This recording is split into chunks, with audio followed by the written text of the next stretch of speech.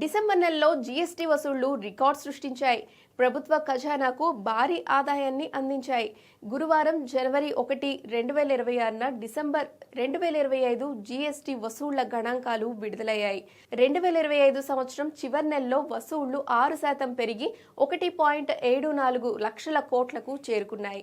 December 2024లో స్థూల వస్తువులు, సేవల పన్ను ఆదాయాలు 1.64 లక్షల కోట్లకు పైగా ఉన్నాయి.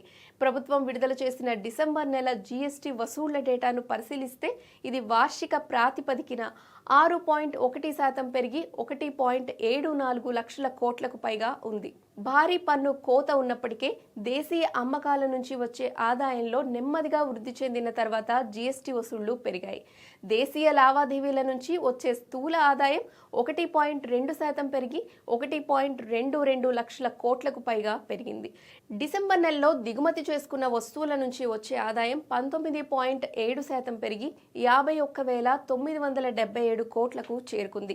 ఇది కాకుండా వాపసులు 31% పెరిగి 28,980 కోట్లకు చేరుకున్నాయి. నికర జీఎస్టీ ఆదాయం 1.45 లక్షల కోట్లకు పైగా ఉంది. ఇది గత సంవత్సరం కంటే 2.2% పెరుగుదల.